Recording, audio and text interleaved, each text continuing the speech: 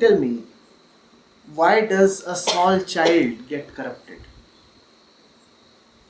The small child has, to begin with, no social influence upon him. He's like a little one emerging straight from the bathroom with just the body and no influence upon the body. Right? Then why does he get conditioned and corrupted? Because his innocence does not have the armor of worldly knowledge. So it will fail at some point.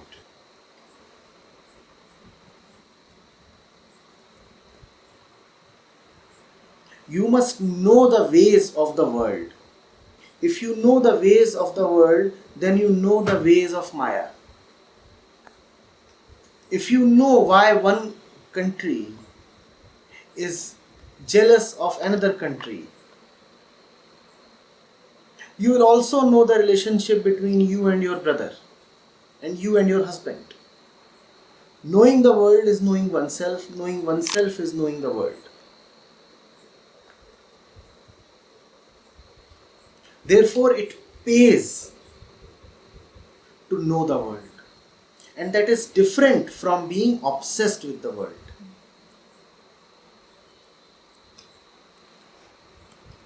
If you look at the words of the saints, they repeatedly refer to the ways of the world.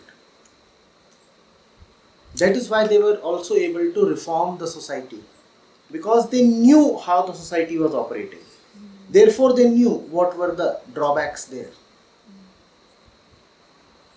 If you do not know what is going on, then what is going on may affect you.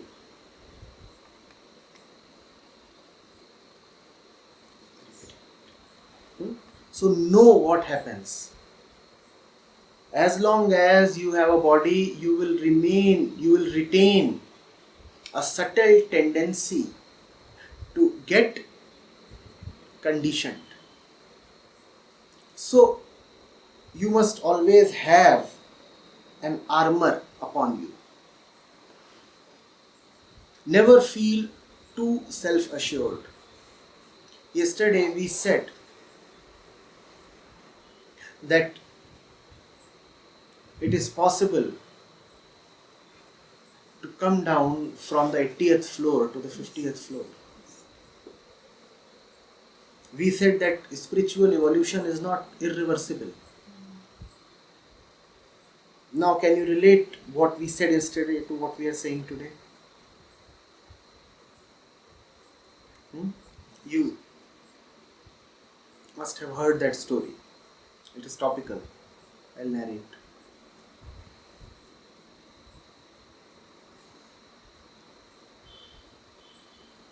A king once asked his favorite painter, the royal painter, to paint him the face of the most beautiful individual in the kingdom.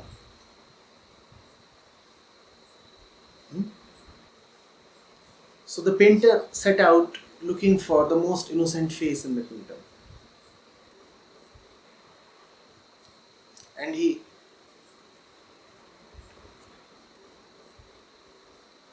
chanced upon a little girl. He chanced upon a little girl. And the little girl had the innocence of a fresh flower. She might have been 4 or 6 years old. So he brought that girl with himself, painted her face, and he displayed the painting to the king. And the king was pleased. He had never seen a more blemishless and innocent face.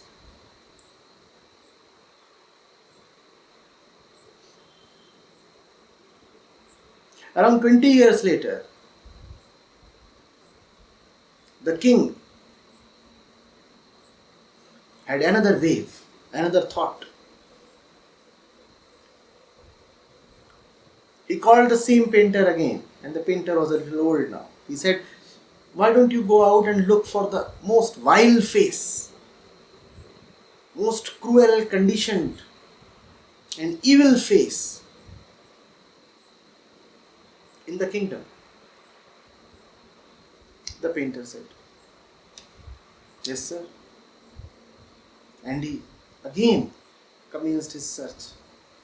And he again found a woman. The sight of her face was enough to give jitters to even the most saintly or the most courageous person.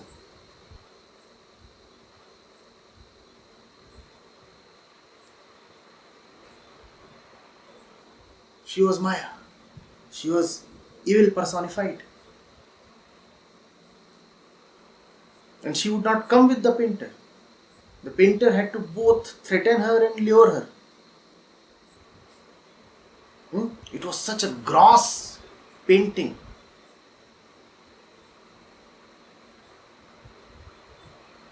Terrible and terrifying. When the painting was completed, he found that the woman, that hard-hearted, cruel woman, had a tear in her eye. The painter was a little surprised. He said, this one can cry? He asked, what's the matter? You want more money or something? She said, no. Around 20 years back, you had made another painting, right? The painter said, yes. The woman said, I was that girl.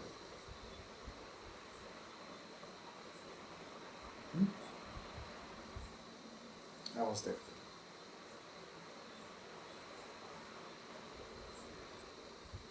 Such is our cleanliness.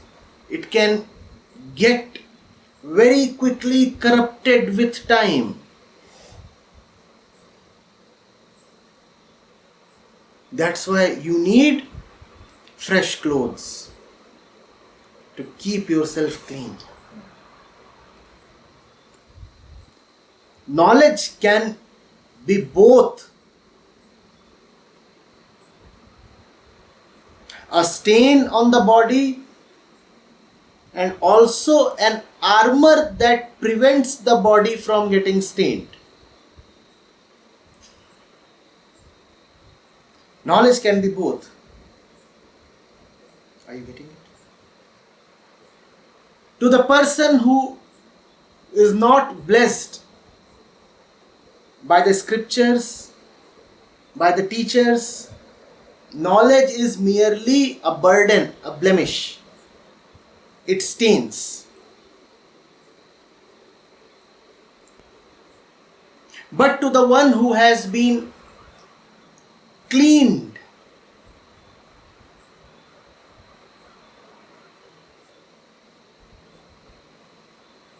by the blessings and contact of scriptures and teachers, knowledge can now act as an armor.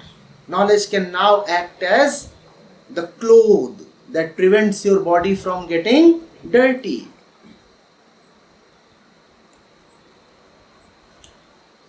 So the Guru advises both ways. The Guru advises both ways. To begin with, he will say, drop all knowledge. Knowledge is nonsensical. Drop it. Because your relationship with knowledge is that of bondage. What are you doing? Watching the news channel all the time, and the news channel is beaming nonsense. But you are addicted. You are watching rape news. You are watching how the stock prices have risen by 0.2%. How does that matter to you? And the stock prices are always rising and falling.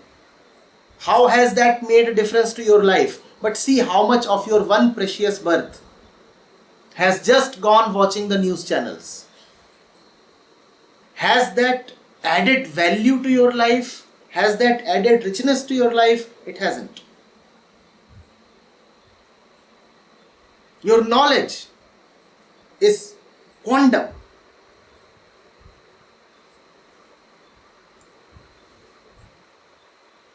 Your knowledge is your burden. You do not even know why you are carrying it. So tipsy are you.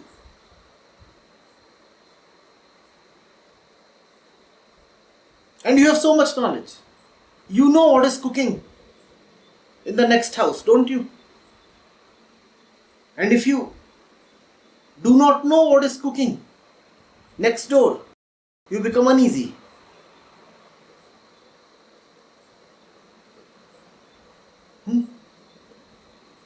CIA would be less eager to know about Russian secrets. You are more eager to know what is inside the pressure cooker of your neighbor. What will you do with all that?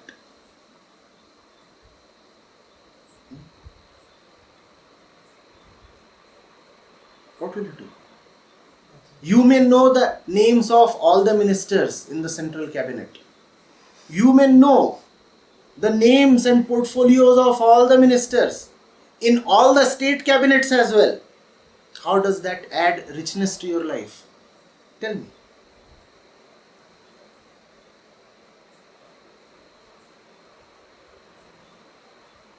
You are from Bihar and you may know who is the education minister of Pondicherry. You may even know who is the education secretary of Nagaland. And you pride yourself on your general knowledge. But how does that help you? Tell me. And there are so many who know of all these things.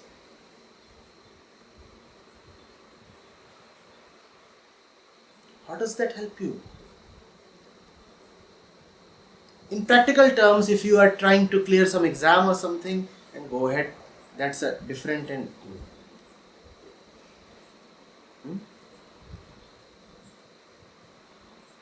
irrelevant matter.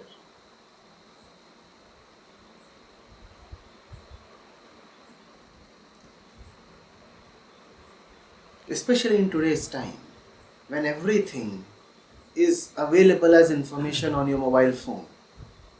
If you want to know something, you can quickly Google and get it. Why do you want to store so much knowledge in your memory?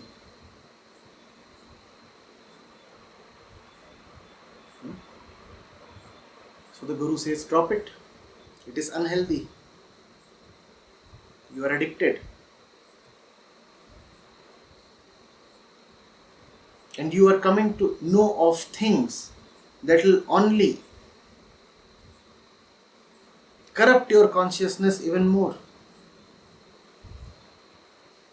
Do your newspapers and news channels and neighbors and gossips and phone calls and WhatsApp forwards tell you of the saints and the Upanishads? Do they?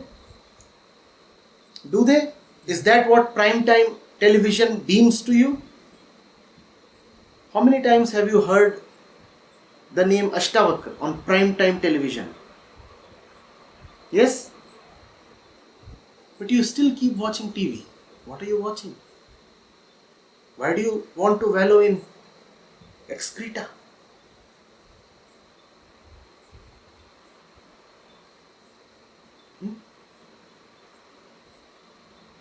How many times have you received a WhatsApp forward telling you about Sahajobai, Lallabai, Laleshwari, for that matter Akka Mahadevi? You recently came to know of her, right? Akka Mahadevi. Was it through the newspapers?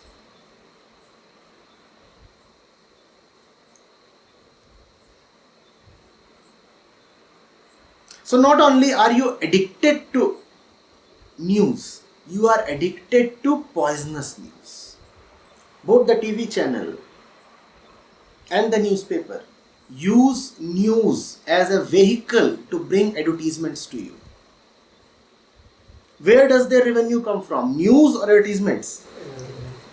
So they are just using news to bring advertisements to you. Why don't you realize that? You are being made to buy and consume, consume and buy. This so-called knowledge is just making you somebody's money machine.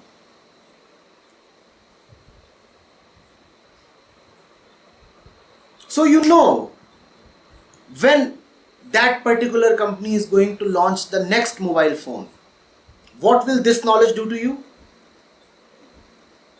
You will have a craving to buy that phone. The fact is, you may not need that phone, but that knowledge has induced a craving in you. Don't you see this? Now why do you want that knowledge? And you may as well go to the news site to read about the impeachment proceedings in the parliament. What have you instead been served or been served alongside the news? The launch of the new mobile phone. And they have not merely served news to you. They have induced desire in you. Now you will go and buy that phone. Not only will you buy that phone, you will say, it was my personal desire to buy that phone. It was not your personal desire. Don't you see that? You were made to buy that phone. But because the coercion was not explicit, so you are not even smart enough to know that you were coerced. Had somebody held you by your hand and dragged you all the way to the market and asked you to pay at gunpoint, then you would have said, I have been coerced, forced to pay up. But here, none of the explicit, visible, gross elements of coercion are present. You are being subtly manipulated. This is called civilization. This is called market economics.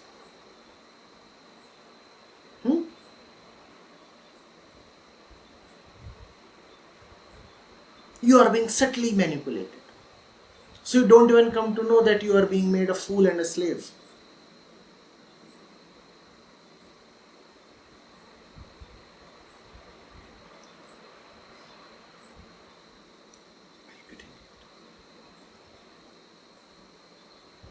So knowledge is advised to be kept aside for a while. But if you have no knowledge at all for long, then remember that girl.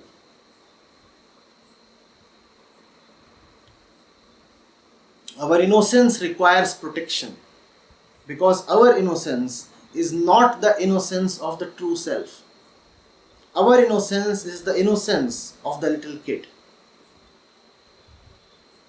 It is there, but it can quickly get lost. If the situations change and protection is not available, you can very quickly lose your innocence. So give it the protection of what else but knowledge. How do you counter a virus? How do you counter a virus that attacks your body? By knowing how the virus operates. Do you see what I am saying? If you know how a virus operates, then you can protect yourself against that virus. Who are the saints? Who know the ways of Maya. Since they know the ways of Maya, so they can defend themselves against Maya.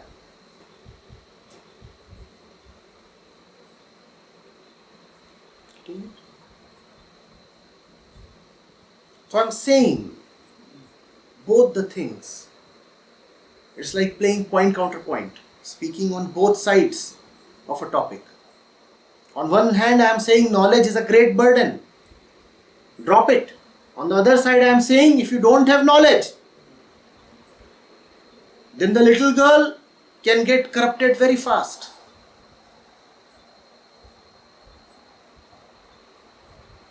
So you go to the teacher,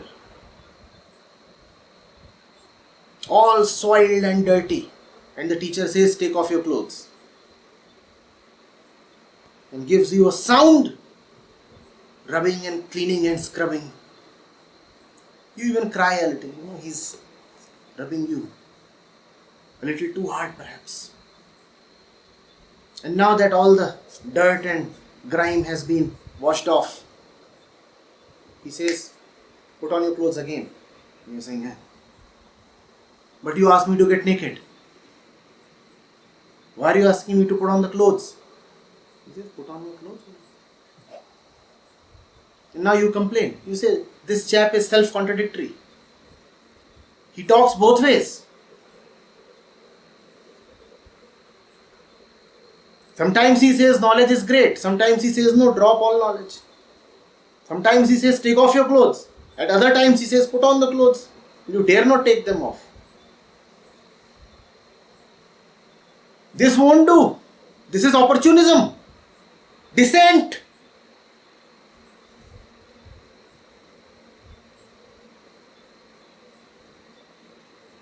The ways of spirituality are too subtle to be comprehended by sloganeers.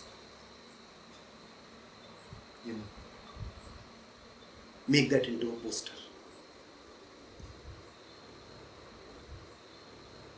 If you are busy sloganeering, you will not get even a whiff of the ways of spirituality.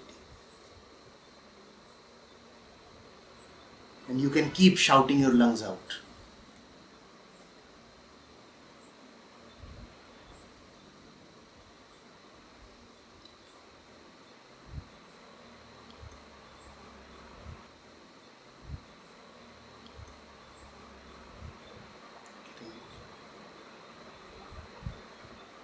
So there is no great virtue in declaring that I do not even know the name of the President of India. Go and read. Download the right apps on your mobile and read.